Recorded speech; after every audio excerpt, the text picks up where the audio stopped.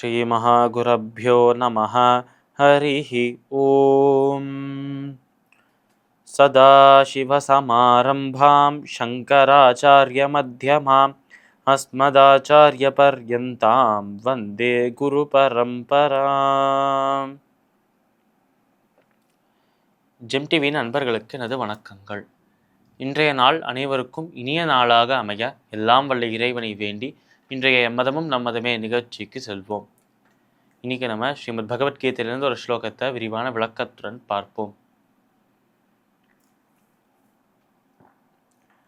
அஹம் க்ரதுரஹம் யஜ்ஞஸ்வதாஹமஹமௌஷதம் மந்த்ரோஹமஹமேவாஜ்யம் அஹம் அக்னிர்ஹுதம் ஹம.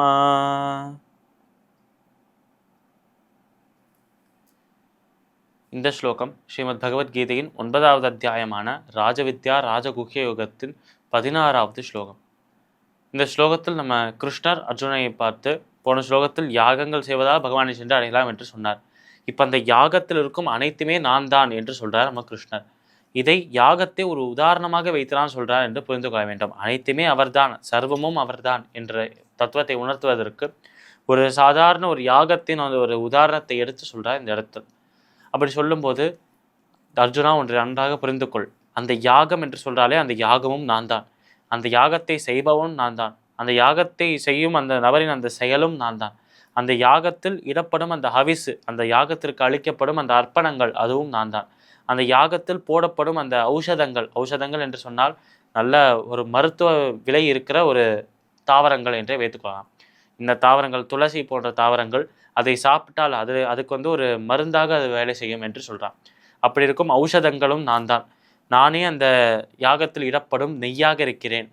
அதிலேயே இடப்படும் நெய்யாக நான் இருக்கிறேன். அதில் பகவானுக்கு அளிக்கப்படும் அர்ப்பணமாக நானே இருக்கிறேன். அதை ஏற்றுக்கொள்கிற பகவானாகவும் நானே இருக்கிறேன். அதை ஏற்றுக்கொள்கிற பித்ருவாகவும் நானே இருக்கிறேன். இப்படி அனைத்துமாக இருக்கும் நான் அந்த யாகத்தின் இடத்தில் முழுமையாக நிறைந்திருக்கிறேன் என்று அழகாக சொல்றார் கிருஷ்ணன். இதை இப்படி சொல்வதற்கான காரணம் என்ன? ஒரு யாகத்தை சொல்லி இது எல்லாமே அவர்தான் என்று சொல்வதற்கு, முற்றிலும் அவர்தான் என்று சொல்வதற்கும் என்ன வித்தியாசம்? இரண்டுத்துல ஏதோ ஒன்று சொல்லித்து போகலாமே என்றால், அனைத்துமே அவர்தான் என்ற அந்த ஒரு விஷயத்தை, அந்த ஒரு தத்துவத்தை உணர்த்துவதற்காக இந்த ஒரு யாகம் என்கிற அந்த உதாரணத்தை எடுத்து நம்ம கிருஷ்ண அர்ஜுனையை பார்த்து சொல்றார். இந்த யாகத்தை எடுத்துக்கொண்டு யாகத்தில் தேவைப்படும் அனைத்து விஷயங்களும், யாகத்தில் இடப்படும் ஹவிசு, அதில் இடப்படும் அந்த நெய்யானது, அதை ஏற்றுக்கொள்கிற இறைவன், இப்படி அனைத்துமே அவர்தான் என்று சொல்லும்போது சர்வமும் அவர்தான் என்கிற தத்துவத்தை உணர்த்துவதற்காக ஒரு யாகத்தை ஒரு சின்ன உதாரணமாக எடுத்துட்டு சொல்றார் என்றே நம்ம புரிந்து கொள்ளலாம். இப்படியாக அந்த ஒரு யாகத்தை எடுத்துக்கொண்டு அனைத்துமே அவர்தான் என்று உணர்த்துறார் நம்ம கிருஷ்ணர். இதுலேருந்து நமக்கு அது ஒரு முக்கியமான தத்துவம் புரியாது. அந்த யாகமும் அவர்தான், யாகத்தை செய்பவரும் அவர்தான், யாகத்தின் அந்த செயலும் அவர்தான், அந்த யாகத்திலேயும் ஒரு பலனும் அவர்தான், யாகத்தில் ஈடுபடும் விஷயங்களும் அவர்தான், அதை ஏற்றுக்கொள்கிறவும் அவர்தான். ஒரு யாகத்தை அந்த யாகத்தின் உதாரணத்தை எடுத்துக்கொண்டால் அனைத்துமே அவர்தான் என்று பார்க்கிறோமே.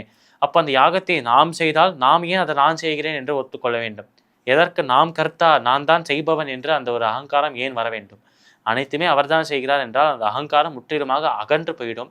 அதனால் தான் இதை ஒரு ஞானத்தின் சுரூபமாக, ஞான தத்துவத்தின் சுரூபமாக நமக்கு தரார் நம்மளோட கிருஷ்ணன்.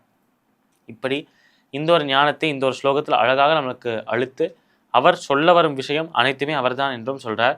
அதே சமயத்தில் கர்த்தா என்கிற அந்த அகங்காரம், அந்த ஒரு நான் என்கிற அந்த அகந்தை யாருக்குமே இருக்கக்கூடாது என்பதை அழகாக விளக்கிறார்.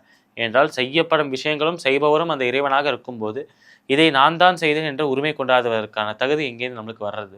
அதனால் அந்த ஒரு கர்த்தா என்கிற பாவத்தை துறந்து அந்த இறைவன் தான் சர்வம் என்ற தத்துவத்தை உணர வேண்டும் என்று அழகாக இந்த ஸ்லோகத்தில் விளக்கி சொல்றார் நம்மளோட கிருஷ்ணன். ஸ்ரீமத் பகவத்கீதையின் 9வது அத்தியாயமான ராஜவித்யா ராஜகுஹ்ய யோகத்தில் 17வது ஸ்லோகத்திற்குண்டான விளக்கம் இதுவே. மீண்டும் நாளை சந்திப்போம். நன்றி, வணக்கம்.